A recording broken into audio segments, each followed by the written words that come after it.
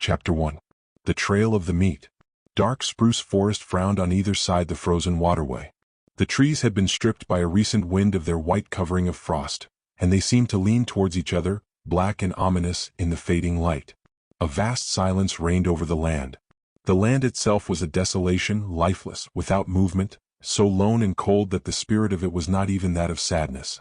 There was a hint in it of laughter, but of a laughter more terrible than any sadness. A laughter that was mirthless as the smile of the Sphinx, a laughter cold as the frost and partaking of the grimness of infallibility. It was the masterful and incommunicable wisdom of eternity laughing at the futility of life and the effort of life. It was the wild, the savage, frozen-hearted Northland wild. But there was life abroad in the land and defiant. Down the frozen waterway toiled a string of wolfish dogs. Their bristly fur was rimed with frost. Their breath froze in the air as it left their mouths, spouting forth in spumes of vapor that settled upon the hair of their bodies and formed into crystals of frost. Leather harness was on the dogs, and leather traces attached them to a sled which dragged along behind.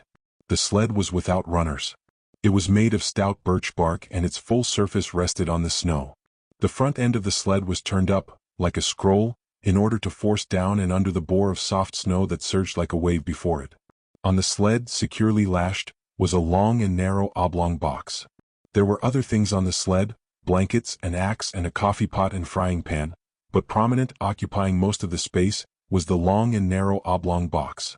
In advance of the dogs on wide snowshoes, toiled a man. At the rear of the sled toiled a second man. On the sled, in the box, lay a third man whose toil was over, a man whom the wild had conquered and beaten down until he would never move nor struggle again. It is not the way of the wild to like movement. Life is an offense to it, for life is movement, and the wild aims always to destroy movement. It freezes the water to prevent it running to the sea, it drives the sap out of the trees till they are frozen to their mighty hearts, and most ferociously and terribly of all does the wild harry and crush into submission man who is the most restless of life, ever in revolt against the dictum that all movement must in the end come to the cessation of movement. But at front and rear, unawed and indomitable, toiled the two men who were not yet dead. Their bodies were covered with fur and soft-tanned leather. Eyelashes and cheeks and lips were so coated with the crystals from their frozen breath that their faces were not discernible. This gave them the seeming of ghostly masks, undertakers in a spectral world at the funeral of some ghost. But under it all they were men, penetrating the land of desolation and mockery and silence, puny adventurers bent on colossal adventure, pitting themselves against the might of a world as remote and alien and pulseless as the abysses of space. They traveled on without speech, saving their breath for the work of their bodies. On every side was the silence, pressing upon them with a tangible presence. It affected their minds as the many atmospheres of deep water affect the body of the diver. It crushed them with the weight of unending vastness and unalterable decree. It crushed them into the remotest recesses of their own minds, pressing out of them, like juices from the grape, all the false ardors and exaltations and undue self-values of the human soul, until they perceived themselves finite and small, specks and motes, moving with weak cunning and little wisdom amidst the play and interplay of the great blind elements and forces. An hour went by and a second hour. The pale light of the short sunless day was beginning to fade, when a faint far cry arose on the still air. It soared upward with a swift rush, till it reached its topmost note, where it persisted, palpitant and tense, and then slowly died away. It might have been a lost soul wailing, had it not been invested with a certain sad fierceness and hungry eagerness. The front man turned his head until his eyes met the eyes of the man behind. And then across the narrow oblong box, each nodded to the other. A second cry arose, piercing the silence with needle-like shrillness. Both men located the sound. It was to the rear, somewhere in the snow expanse they had just traversed. A third and answering cry arose, also to the rear and to the left of the second cry. "They're after us, Bill," said the man at the front. His voice sounded hoarse and unreal, and he had spoken with apparent effort. "Meat is scarce," answered his comrade. "I ain't seen a rabbit sign for days." Thereafter they spoke no more, though their ears were keen for the hunting cries that continued to rise behind them. At the fall of darkness they swung the dogs into a cluster of spruce trees on the edge of the waterway and made a camp. The coffin at the side of the fire served for seat and table. The wolf dogs, clustered on the far side of the fire, snarled and bickered among themselves, but evinced no inclination to stray off into the darkness.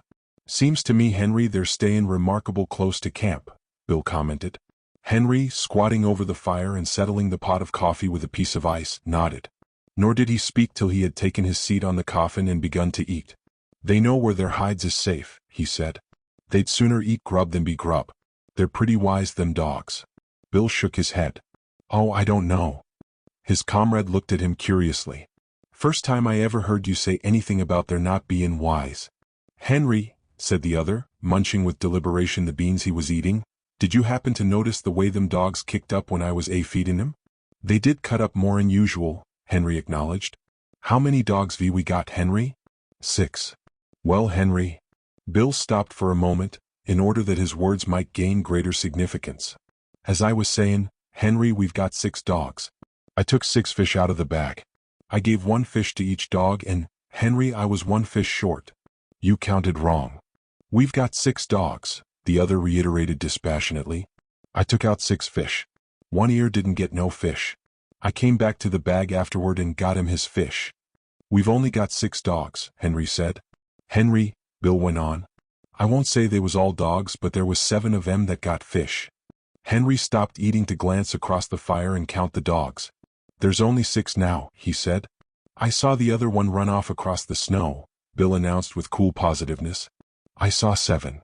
Henry looked at him commiseratingly and said, I'll be almighty glad when this trip's over. What do you mean by that? Bill demanded. I mean that this load of ourn is getting on your nerves, and that you're beginning to see things. I thought of that, Bill answered gravely. And so, when I saw it run off across the snow, I looked in the snow and saw its tracks. Then I counted the dogs and there was still 6 of 'em. The tracks is there in the snow now. Do you want to look at 'em? I'll show 'em to you. Henry did not reply but munched on in silence until, the meal finished, he topped it with a final cup of coffee. He wiped his mouth with the back of his hand and said, Then you're thinking as it was? A long wailing cry, fiercely sad, from somewhere in the darkness, had interrupted him. He stopped to listen to it, then he finished his sentence with a wave of his hand toward the sound of the cry. One of them? Bill nodded. I'd a blame sight sooner think that than anything else. You noticed yourself the row the dogs made. Cry after cry and answering cries were turning the silence into a bedlam. From every side the cries arose, and the dogs betrayed their fear by huddling together and so close to the fire that their hair was scorched by the heat. Bill threw on more wood before lighting his pipe. I'm thinking you're down in the mouth some, Henry said. Henry? He sucked meditatively at his pipe for some time before he went on. Henry, I was a-thinkin', what a blame sight luckier he is than you and me'll ever be. He indicated the third person by a downward thrust of the thumb to the box on which they sat. You and me, Henry, when we die, we'll be lucky if we get enough stones over our carcasses to keep the dogs off of us. But we ain't got people and money and all the rest like him, Henry rejoined. Long-distance funerals is something you and me can't exactly afford.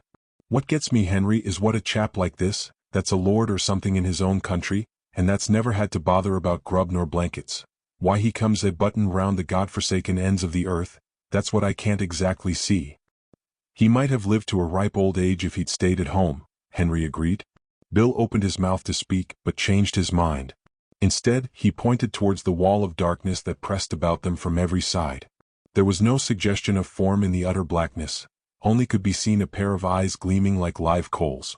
Henry indicated with his head a second pair and a third. A circle of the gleaming eyes had drawn about their camp. Now and again a pair of eyes moved, or disappeared to appear again a moment later. The unrest of the dogs had been increasing, and they stampeded, in a surge of sudden fear, to the near side of the fire, cringing and crawling about the legs of the men. In the scramble one of the dogs had been overturned on the edge of the fire, and it had yelped with pain and fright as the smell of its singed coat possessed the air. The commotion caused the circle of eyes to shift restlessly for a moment and even to withdraw a bit, but it settled down again as the dogs became quiet. Henry, it's a blame misfortune to be out of ammunition. Bill had finished his pipe and was helping his companion to spread the bed of fur and blanket upon the spruce boughs which he had laid over the snow before supper. Henry grunted and began unlacing his moccasins. How many cartridges did you say you had left? He asked. 3, came the answer. And I wished 'twas 300. Then I'd show 'em what for, damn 'em. He shook his fist angrily at the gleaming eyes, and began securely to prop his moccasins before the fire. And I wish this cold snapped break, he went on. It's been 50 below for 2 weeks now. And I wished I'd never started on this trip, Henry. I don't like the looks of it. I don't feel right somehow. And while I'm wishin', I wish the trip was over and done with, and you and me a-sittin' by the fire in Fort McGurry just about now and playing cribbage. That's what I wished." Henry grunted and crawled into bed. As he dozed off, he was aroused by his comrade's voice. "Say, Henry, that other one that come in and got a fish, why didn't the dogs pitch into it? That's what's both airin' me." "You're both airin' too much, Bill," came the sleepy response. "You was never like this before. You just shut up now and go to sleep, and you'll be all hunky-dory in the mornin'. Your stomach's sour, that's what's both airin' you." The men slept, breathing heavily, side by side, under the one covering. The fire died down, and the gleaming eyes drew closer the circle they had flung about the camp.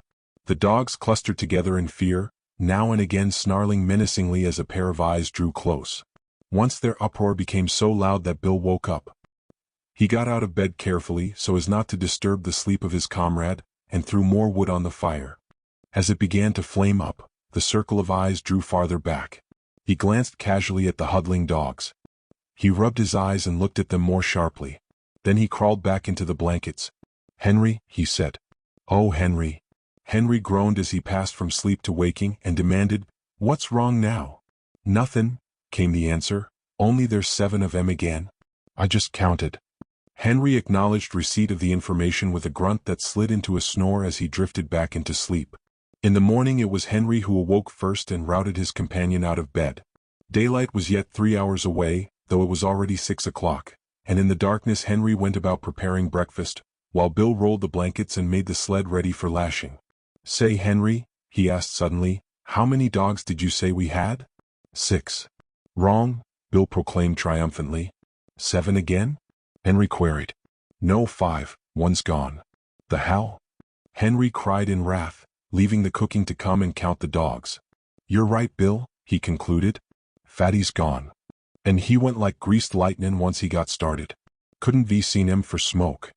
"No chance at all," Henry concluded. "They just swallowed him alive. I bet he was yelping as he went down their throats, damn him." "He always was a fool dog," said Bill. "But no fool dog ought to be fool enough to go off and commit suicide that way." He looked over the remainder of the team with a speculative eye that summed up instantly the salient traits of each animal. "I bet none of the others would do it." "Couldn't drive him away from the fire with a club," Bill agreed. "I always did think there was something wrong with Fatty anyway." And this was the epitaph of a dead dog on the Northland Trail, less scant than the epitaph of many another dog of many a man. Chapter 2. Breakfast eaten and the slim camp outfit lashed to the sled, the men turned their backs on the cheery fire and launched out into the darkness. At once began to rise the cries that were fiercely sad, cries that called through the darkness and called to one another and answered back. Conversation ceased. Daylight came at 9 o'clock. At midday the sky to the south warmed to rose color, and marked where the bulge of the earth intervened between the meridian sun and the northern world. But the rose color swiftly faded. The gray light of day that remained lasted until 3 o'clock, when it too faded, and the pall of the Arctic night descended upon the lone and silent land. As darkness came on, the hunting cries to right and left and rear drew closer, so close that more than once they sent surges of fear through the toiling dogs, throwing them into short-lived panics. At the conclusion of one such panic, when he and Henry had got the dogs back in the traces, Bill said, "I wish they'd strike game somewheres and go away and leave us alone. They do get on the nerves horrible," Henry sympathized. They spoke no more until camp was made. Henry was bending over and adding ice to the babbling pot of beans when he was startled by the sound of a blow, an exclamation from Bill, and a sharp snarling cry of pain from among the dogs. He straightened up in time to see a dim form disappearing across the snow into the shelter of the dark. Then he saw Bill, standing amid the dogs, half triumphant, half crestfallen, in one hand a stout club, in the other the tail and part of the body of a sun-cured salmon. "It got half of it," he announced, "but I got a whack at it just the same." "D'ye hear it squeal?" "What did it look like?" Henry asked. "Couldn't see. But it had 4 legs and a mouth and hair and looked like any dog. Must be a tame wolf, I reckon.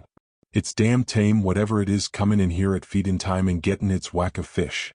That night, when supper was finished and they sat on the oblong box and pulled at their pipes, the circle of gleaming eyes drew in even closer than before. "I wish they'd spring up a bunch of moose or something, and go away and leave us alone," Bill said. Henry grunted with an intonation that was not all sympathy, and for a quarter of an hour they sat on in silence, Henry staring at the fire, and Bill at the circle of eyes that burned in the darkness just beyond the firelight. "I wished we was pullin' into McGurry right now," he began again. "Shut up your wishin' and your croakin'," Henry burst out angrily. "Your stomach's sour. That's what's ailing you. Swallow a spoonful of sody, and you'll sweeten up wonderful and be more pleasant company." In the morning Henry was aroused by fervid blasphemy that proceeded from the mouth of Bill. Henry propped himself up on an elbow and looked to see his comrade standing among the dogs beside the replenished fire, his arms raised in objurgation, his face distorted with passion. "Hello," Henry called. "What's up now?" "Frog's gone," came the answer. "No. I tell you yes." Henry leaped out of the blankets and to the dogs. He counted them with care, and then joined his partner in cursing the power of the wild that had robbed them of another dog. "Frog was the strongest dog of the bunch," Bill pronounced finally. "And he was no fool dog neither," Henry added. And so was recorded the second epitaph in 2 days. A gloomy breakfast was eaten, and the 4 remaining dogs were harnessed to the sled. The day was a repetition of the days that had gone before. The men toiled without speech across the face of the frozen world. The silence was unbroken save by the cries of their pursuers, that, unseen, hung upon their rear. With the coming of night in the mid-afternoon, the cries sounded closer as the pursuers drew in according to their custom, and the dogs grew excited and frightened, and were guilty of panics that tangled the traces and further depressed the 2 men. "There, that'll fix you fool critters," Bill said with satisfaction that night, standing erect at completion of his task. Henry left the cooking to come and see. Not only had his partner tied the dogs up, but he had tied them, after the Indian fashion, with sticks. About the neck of each dog he had fastened a leather thong. To this, and so close to the neck that the dog could not get his teeth to it, he had tied a stout stick 4 or 5 feet in length. The other end of the stick, in turn, was made fast to a stake in the ground by means of a leather thong. The dog was unable to gnaw through the leather at his own end of the stick. The stick prevented him from getting at the leather that fastened the other end. Henry nodded his head approvingly. "It's the only contraption that'll ever hold one ear," he said. "He can gnaw through leather as clean as a knife and jest about half as quick. They all be here in the mornin' hunky-dory." "You just bet they will," Bill affirmed. "If one of 'em turns up missin', I'll go without my coffee." "They just know we ain't loaded to kill," Henry remarked at bedtime, indicating the gleaming circle that hemmed them in. "If we could put a couple of shots into 'em, they'd be more respectful. They come closer every night. Get the firelight out of your eyes and look hard. There. Did you see that one?" For some time the 2 men amused themselves with watching the movement of vague forms on the edge of the firelight. By looking closely and steadily at where a pair of eyes burned in the darkness, the form of the animal would slowly take shape. They could even see these forms move at times. A sound among the dogs attracted the men's attention. One ear was uttering quick, eager whines, lunging at the length of his stick toward the darkness, and desisting now and again in order to make frantic attacks on the stick with his teeth. "Look at that, Bill," Henry whispered. Full into the firelight, with a stealthy, sidelong movement, glided a dog-like animal. It moved with commingled mistrust and daring, cautiously observing the men, its attention fixed on the dogs. One ear strained the full length of the stick toward the intruder and whined with eagerness. "That fool one ear don't seem scared much," Bill said in a low tone. "It's a she-wolf," Henry whispered back, "and that accounts for Fatty and Frog. She's the decoy for the pack. She draws out the dog and then all the rest pitches in and eats him up." The fire crackled. A log fell apart with a loud spluttering noise. At the sound of it the strange animal leaped back into the darkness. "Henry, I may thinkin'," Bill announced. "Thinkin' what?" "I may thinkin' that was the one I lambasted with the club." "Ain't the slightest doubt in the world," was Henry's response. "And right here I want to remark," Bill went on, "that animal's familiarity with campfires is suspicious and immoral." "It knows for certain more'n a self-respectin' wolf ought to know," Henry agreed. "A wolf that knows enough to come in with the dogs at feed-in time has had experiences. Old villain had a dog once that run away with the wolves," Bill cogitates aloud. "I ought to know. I shot it out of the pack in a moose pasture over on Little Stick. An old villain cried like a baby. Hadn't seen it for 3 years, he said. Been with the wolves all that time." "I reckon you've called the turn, Bill. That wolf's a dog, and it's eaten fish many's the time from the hand of man. And if I get a chance at it, that wolf that's a dog'll be just meat," Bill declared. "We can't afford to lose no more animals." "But you've only got 3 cartridges," Henry objected. "I'll wait for a dead sure shot," was the reply. In the morning Henry renewed the fire and cooked breakfast to the accompaniment of his partner's snoring. "You was sleepin' just too comfortable for anything," Henry told him as he routed him out for breakfast. "I hadn't the heart to rouse you." Bill began to eat sleepily. He noticed that his cup was empty and started to reach for the pot. But the pot was beyond arm's length and beside Henry. "Say, Henry," he chided gently, "ain't you forgot something?" Henry looked about with great carefulness and shook his head. Bill held up the empty cup. "You don't get no coffee," Henry announced. "Ain't run out?" Bill asked anxiously. "Nope." "Ain't thinking it'll hurt my digestion?" "Nope." A flush of angry blood pervaded Bill's face. "Then it's just warm and anxious I am to be hearing you explain yourself," he said. "Spanker's gone," Henry answered. Without haste, with the air of one resigned to misfortune, Bill turned his head, and from where he sat counted the dogs.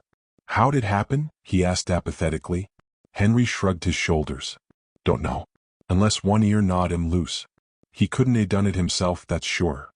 The darned cuss." Bill spoke gravely and slowly, with no hint of the anger that was raging within. Just because he couldn't chew himself loose, he chews Spanker loose. "Well, Spanker's troubles is over anyway. I guess he's digested by this time and cavortin' over the landscape in the bellies of 20 different wolves," was Henry's epitaph on this, the latest lost dog. "Have some coffee, Bill?" But Bill shook his head. "Go on," Henry pleaded, elevating the pot. Bill shoved his cup aside. "I'll be ding-dong-dongate if I do. I said I wouldn't if airy dog turned up missin', and I won't." "It's darn good coffee," Henry said enticingly. But Bill was stubborn, and he ate a dry breakfast washed down with mumbled curses at one ear for the trick he had played. "I'll tem up out of reach of each other tonight," Bill said as they took the trail. They had traveled little more than 100 yards, when Henry, who was in front, bent down and picked up something with which his snowshoe had collided. It was dark and he could not see it, but he recognized it by the touch. He flung it back so that it struck the sled and bounced along until it fetched up on Bill's snowshoes. "Meb you'll need that in your business," Henry said. Bill uttered an exclamation. It was all that was left of Spanker, the stick with which he had been tied. "They ate him hide and all," Bill announced. "The stick's as clean as a whistle. They've ate the leather off in both ends. They're damn hungry, Henry, and they'll have you and me guessing before this trip's over." Henry laughed defiantly. "I ain't been trailed this way by wolves before, but I've gone through a whole lot worse and kept my health. Takes more'n a handful of them pesky critters to do for yours truly, Bill, my son." I don't know," Bill muttered ominously. "Well, you'll know all right when we pull into McGurry." "I ain't feelin' special enthusiastic," Bill persisted. "You're off color, that's what's the matter with you," Henry dogmatized. "What you need is quinine, and I'm goin' to dose you up stiff as soon as we make McGurry." Bill grunted his disagreement with the diagnosis, and lapsed into silence. The day was like all the days. Light came at 9 o'clock. At 12 o'clock the southern horizon was warmed by the unseen sun, and then began the cold gray of afternoon that would merge, 3 hours later, into night. It was just after the sun's futile effort to appear, that Bill slipped the rifle from under the sled lashings and said, "You keep right on, Henry, I'm going to see what I can see." "You'd better stick by the sled," his partner protested. "You've only got 3 cartridges and there's no tellin' what might happen." "Who's croaking now?" Bill demanded triumphantly. Henry made no reply and plodded on alone, though often he cast anxious glances back into the gray solitude where his partner had disappeared. An hour later, taking advantage of the cut-offs around which the sled had to go, Bill arrived. "They're scattered and rangin' along wide," he said, "keeping up with us and lookin' for game at the same time. You see, they're sure of us, only they know they've got to wait to get us. In the meantime they're willin' to pick up anything eatable that comes handy." "You mean they think they're sure of us?" Henry objected pointedly. But Bill ignored him. "I seen some of them. They're pretty thin. They ain't had a bite in weeks, I reckon, outside of Fatty and Frog and Spanker, and there's so many of 'em that didn't go far. They're remarkable thin. Their ribs is like washboards and their stomachs is right up against their backbones. They're pretty desperate, I can tell you. They'll be goin' mad yet, and then watch out." A few minutes later Henry, who was now traveling behind the sled, emitted a low, warning whistle. Bill turned and looked, then quietly stopped the dogs. To the rear, from around the last bend and plainly into view, on the very trail they had just covered, trotted a furry, slinking form. Its nose was to the trail and it trotted with a peculiar, sliding, effortless gait. When they halted, it halted, throwing up its head and regarding them steadily with nostrils that twitched as it caught and studied the scent of them. "It's the she-wolf," Bill answered. The dogs had lain down in the snow, and he walked past them to join his partner in the sled. Together they watched the strange animal that had pursued them for days and that had already accomplished the destruction of half their dog team. After a searching scrutiny, the animal trotted forward a few steps. This it repeated several times till it was a short 100 yards away. It paused, head up, close by a clump of spruce trees, and with sight and scent studied the outfit of the watching men. It looked at them in a strangely wistful way after the manner of a dog, but in its wistfulness there was none of the dog affection. It was a wistfulness bred of hunger, as cruel as its own fangs, as merciless as the frost itself. It was large for a wolf, its gaunt frame advertising the lines of an animal that was among the largest of its kind. "Stands pretty close to 2.5 feet at the shoulders," Henry commented. "And I'll bet it ain't far from 5 feet long. Kind of strange color for a wolf," was Bill's criticism. "I never seen a red wolf before. Looks almost cinnamon to me." The animal was certainly not cinnamon-colored. Its coat was the true wolf coat. The dominant color was gray, and yet there was to it a faint reddish hue, a hue that was baffling, that appeared and disappeared, that was more like an illusion of the vision, now gray, distinctly gray, and again giving hints and glints of a vague redness of color not classifiable in terms of ordinary experience. "Looks for all the world like a big husky sled dog," Bill said. "I wouldn't be surprised to see it wag its tail." "Hello, you husky," he called. "Come here, you whatever your name is." "Ain't a bit scared of you," Henry laughed. Bill waved his hand at it threateningly and shouted loudly, but the animal betrayed no fear. The only change in it that they could notice was an accession of alertness. It still regarded them with the merciless wistfulness of hunger. They were meat, and it was hungry, and it would like to go in and eat them if it dared. "Look here, Henry," Bill said, unconsciously lowering his voice to a whisper because of what he imitated. "We've got 3 cartridges. But it's a dead shot. Couldn't miss it. It's got away with 3 of our dogs and we oughter put a stop to it. What d'ye say?" Henry nodded his consent. Bill cautiously slipped the gun from under the sled lashing. The gun was on the way to his shoulder, but it never got there. For in that instant the she-wolf leaped sidewise from the trail into the clump of spruce trees and disappeared. The 2 men looked at each other. Henry whistled long and comprehendingly. "I might have knowed it," Bill chided himself aloud as he replaced the gun. "Of course a wolf that knows enough to come in with the dogs that feed in time, d'ye know all about shooting irons. I tell you right now, Henry, that critter's the cause of all our trouble. We'd have 6 dogs at the present time, 'stead of 3 if it wasn't for her. And I tell you right now, Henry, I'm going to get her. She's too smart to be shot in the open. But I'm going to lay for her. I'll bushwhack her as sure as my name is Bill." "You needn't stray off too far in doing it," his partner admonished. "If that pack ever starts to jump you, them 3 cartridges be with no more'n 3 whoops in hell. Them animals is damn hungry, and once they start in they'll sure get you, Bill." They camped early that night. 3 dogs could not drag the sled so fast nor for so long hours as could 6, and they were showing unmistakable signs of playing out. And the men went early to bed, Bill first seeing to it that the dogs were tied out of gnawing reach of one another. But the wolves were growing bolder, and the men were aroused more than once from their sleep. So near did the wolves approach, that the dogs became frantic with terror, and it was necessary to replenish the fire from time to time in order to keep the adventurous marauders at safer distance. "I've heard sailors talk of sharks following a ship," Bill remarked as he crawled back into the blankets after one such replenishing of the fire. "Well, them wolves is land sharks. They know their business better'n we do, and they ain't holdin' our trail this way for their health. They're goin' to get us. They're sure goin' to get us, Henry." "They've half got you already talking like that," Henry retorted sharply.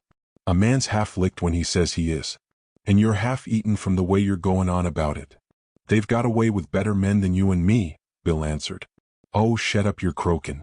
You make me all fired tired." Henry rolled over angrily on his side, but was surprised that Bill made no similar display of temper. This was not Bill's way, for he was easily angered by sharp words. Henry thought long over it before he went to sleep, and as his eyelids fluttered down and he dozed off, the thought in his mind was, "There's no mistaking it, Bill's almighty blue. I'll have to cheer him up tomorrow." Chapter 3. The Hunger Cry. The day began auspiciously. They had lost no dogs during the night, and they swung out upon the trail and into the silence, the darkness, and the cold with spirits that were fairly light.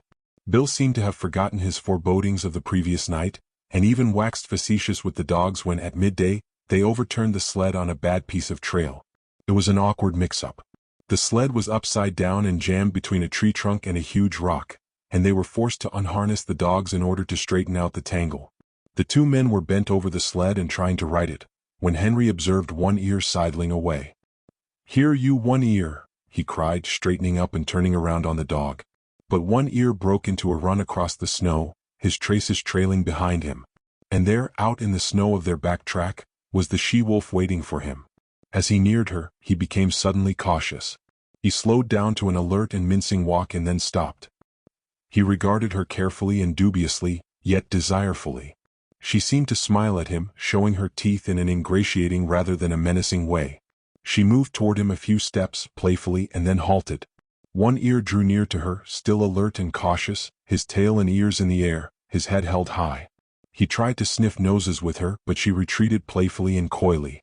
Every advance on his part was accompanied by a corresponding retreat on her part.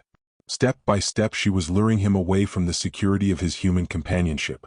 Once, as though a warning had in vague ways flitted through his intelligence, he turned his head and looked back at the overturned sled, at his teammates, and at the two men who were calling to him. But whatever idea was forming in his mind was dissipated by the she-wolf, who advanced upon him, sniffed noses with him for a fleeting instant, and then resumed her coy retreat before his renewed advances. In the meantime, Bill had bethought himself of the rifle. But it was jammed beneath the overturned sled, and by the time Henry had helped him to right the load, One Ear and the she-wolf were too close together and the distance too great to risk a shot. Too late One Ear learned his mistake. Before they saw the cause, the two men saw him turn and start to run back toward them. Then, approaching at right angles to the trail and cutting off his retreat, they saw a dozen wolves, lean and gray, bounding across the snow. On the instant, the she-wolf's coyness and playfulness disappeared. With a snarl she sprang upon One Ear. He thrust her off with his shoulder, and his retreat cut off and still intent on regaining the sled, he altered his course in an attempt to circle around to it. More wolves were appearing every moment and joining in the chase. The she-wolf was one leap behind One Ear and holding her own. "Where are you going?" Henry suddenly demanded, laying his hand on his partner's arm. Bill shook it off. "I won't stand it," he said. "They ain't a-going to get any more of our dogs if I can help it." Gun in hand, he plunged into the underbrush that lined the side of the trail. His intention was apparent enough. Taking the sled as the center of the circle that One Ear was making, Bill planned to tap that circle at a point in advance of the pursuit. With his rifle in the broad daylight, it might be possible for him to awe the wolves and save the dog. "Say, Bill," Henry called after him. "Be careful. Don't take no chances." Henry sat down on the sled and watched. There was nothing else for him to do. Bill had already gone from sight, but now and again, appearing and disappearing amongst the underbrush and the scattered clumps of spruce, could be seen One Ear. Henry judged his case to be hopeless. The dog was thoroughly alive to its danger, but it was running on the outer circle while the wolf pack was running on the inner and shorter circle. It was vain to think of One Ear so outdistancing his pursuers as to be able to cut across their circle in advance of them and to regain the sled. The different lines were rapidly approaching a point. Somewhere out there in the snow, screened from his sight by trees and thickets, Henry knew that the wolf pack, One Ear and Bill were coming together. All too quickly, far more quickly than he had expected, it happened. He heard a shot, then two shots in rapid succession, and he knew that Bill's ammunition was gone. Then he heard a great outcry of snarls and yelps. He recognized One Ear's yell of pain and terror, and he heard a wolf cry that bespoke a stricken animal. And that was all. The snarls ceased. The yelping died away. Silence settled down again over the lonely land. He sat for a long while upon the sled. There was no need for him to go and see what had happened. He knew it as though it had taken place before his eyes. Once, he roused with a start and hastily got the axe out from underneath the lashings. But for some time longer he sat and brooded, the two remaining dogs crouching and trembling at his feet. At last he arose in a weary manner, as though all the resilience had gone out of his body, and proceeded to fasten the dogs to the sled. He passed a rope over his shoulder, a man-trace, and pulled with the dogs. He did not go far. At the first hint of darkness he hastened to make a camp, and he saw to it that he had a generous supply of firewood. He fed the dogs, cooked and ate his supper, and made his bed close to the fire. But he was not destined to enjoy that bed.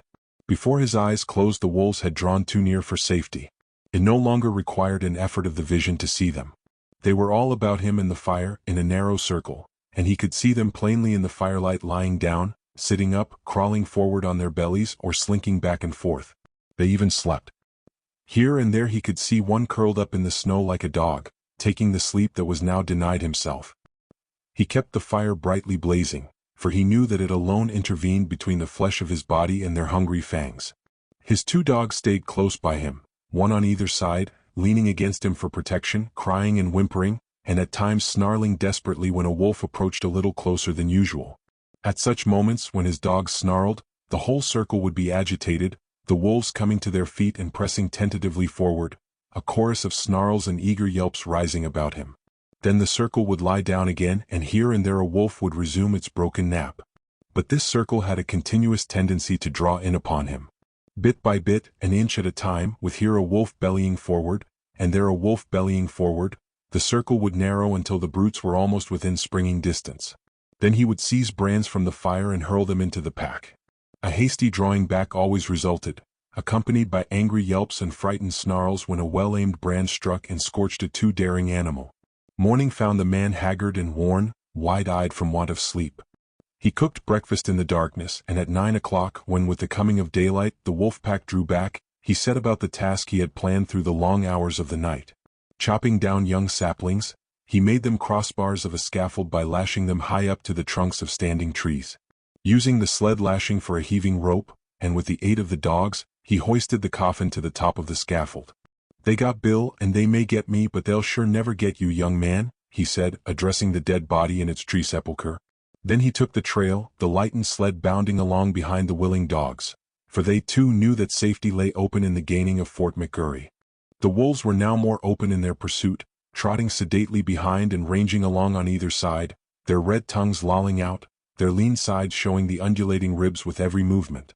They were very lean, mere skin bags stretched over bony frames, with strings for muscles, so lean that Henry found it in his mind to marvel that they still kept their feet and did not collapse forthright in the snow. He did not dare travel until dark.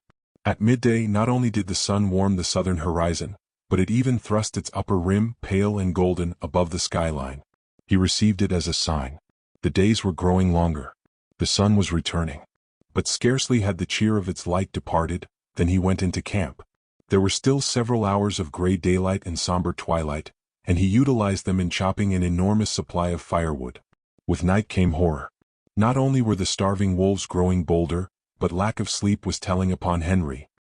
He dozed despite himself, crouching by the fire, the blankets about his shoulders, the axe between his knees, and on either side a dog pressing close against him. He awoke once and saw in front of him, not a dozen feet away, a big gray wolf, one of the largest of the pack.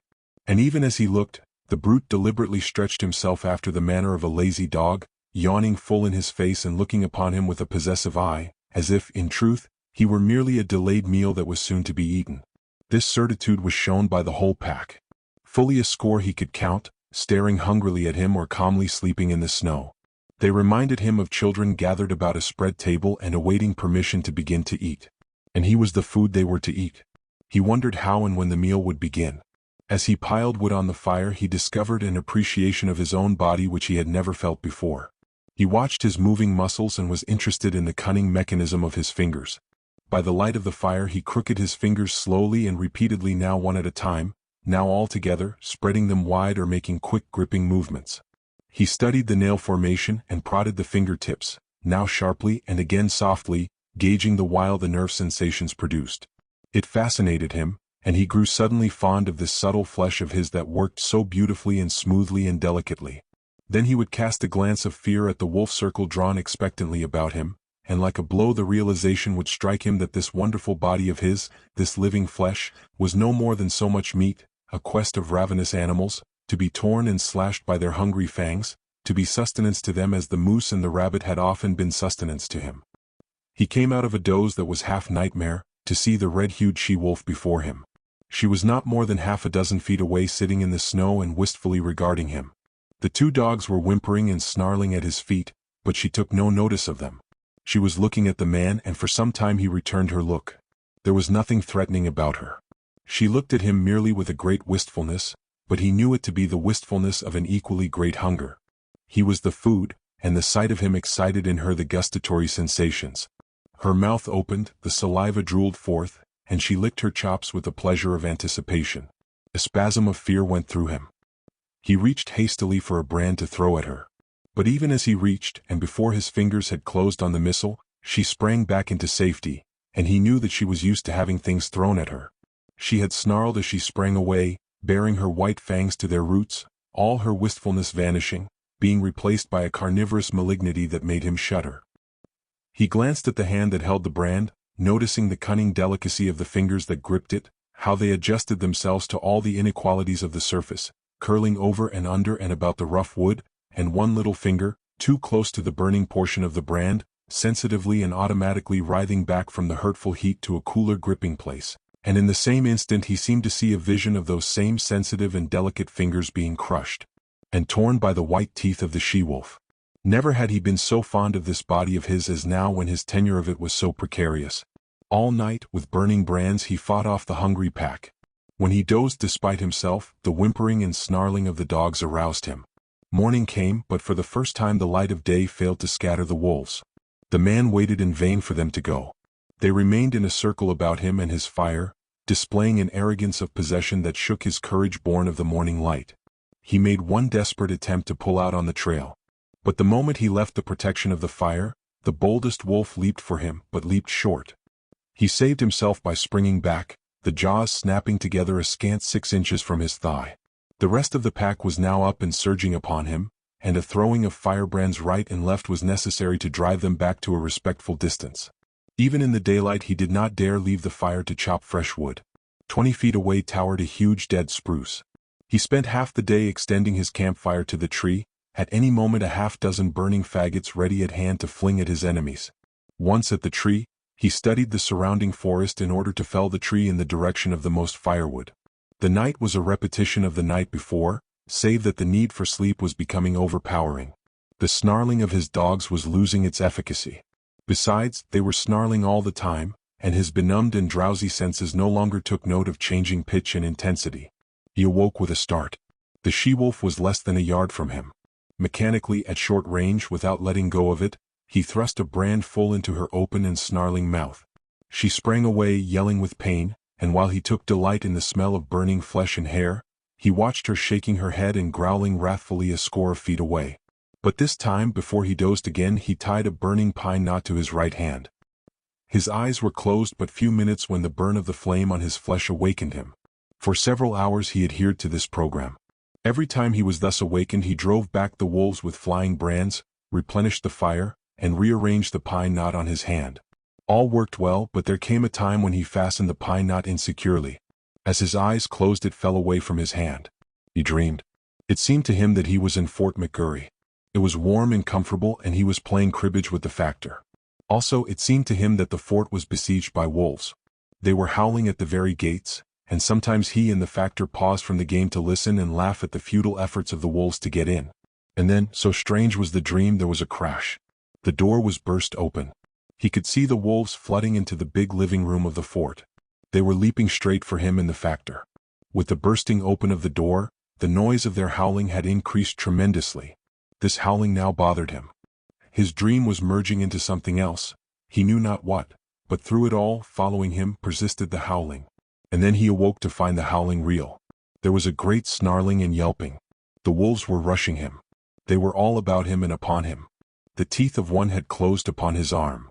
Instinctively he leaped into the fire, and as he leaped, he felt the sharp slash of teeth that tore through the flesh of his leg. Then began a firefight. His stout mittens temporarily protected his hands, and he scooped live coals into the air in all directions, until the campfire took on the semblance of a volcano. But it could not last long. His face was blistering in the heat, his eyebrows and lashes were singed off, and the heat was becoming unbearable to his feet. With a flaming brand in each hand, he sprang to the edge of the fire. The wolves had been driven back. On every side, wherever the live coals had fallen, the snow was sizzling, and every little while a retiring wolf, with wild leap and snort and snarl, announced that one such live coal had been stepped upon. Flinging his brands at the nearest of his enemies, the man thrust his smoldering mittens into the snow and stamped about to cool his feet. His 2 dogs were missing, and he well knew that they had served as a course in the protracted meal which had begun days before with Fatty, the last course of which would likely be himself in the days to follow. "You ain't got me yet," he cried, savagely shaking his fist at the hungry beasts, and at the sound of his voice the whole circle was agitated. There was a general snarl, and the she-wolf slid up close to him across the snow and watched him with hungry wistfulness. He set to work to carry out a new idea that had come to him. He extended the fire into a large circle. Inside this circle he crouched, his sleeping outfit under him as a protection against the melting snow. When he had thus disappeared within his shelter of flame, the whole pack came curiously to the rim of the fire to see what had become of him. Hitherto they had been denied access to the fire, and they now settled down in a close-drawn circle, like so many dogs, blinking and yawning and stretching their lean bodies in the unaccustomed warmth. Then the she-wolf sat down, pointed her nose at a star and began to howl. One by one the wolves joined her, till the whole pack, on haunches, with noses pointed skyward, was howling its hunger cry. Dawn came and daylight. The fire was burning low. The fuel had run out and there was need to get more. The man attempted to step out of his circle of flame, but the wolves surged to meet him. Burning brands made them spring aside, but they no longer sprang back. In vain he strove to drive them back. As he gave up and stumbled inside his circle, a wolf leaped for him, missed, and landed with all 4 feet in the coals. It cried out with terror, at the same time snarling, and scrambled back to cool its paws in the snow. The man sat down on his blankets in a crouching position. His body leaned forward from the hips. His shoulders, relaxed and drooping, and his head on his knees advertised that he had given up the struggle. Now and again he raised his head to note the dying down of the fire. The circle of flame and coals was breaking into segments with openings in between. These openings grew in size, the segments diminished. "I guess you can come and get me any time," he mumbled. "Anyway, I'm going to sleep." Once he awakened, and in an opening in the circle directly in front of him, he saw the she-wolf gazing at him. Again he awakened, a little later, though it seemed hours to him. A mysterious change had taken place, so mysterious a change that he was shocked wider awake. Something had happened.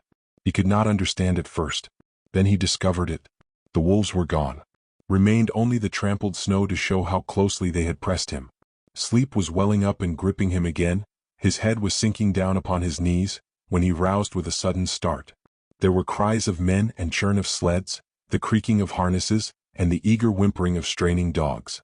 4 sleds pulled in from the river bed to the camp among the trees.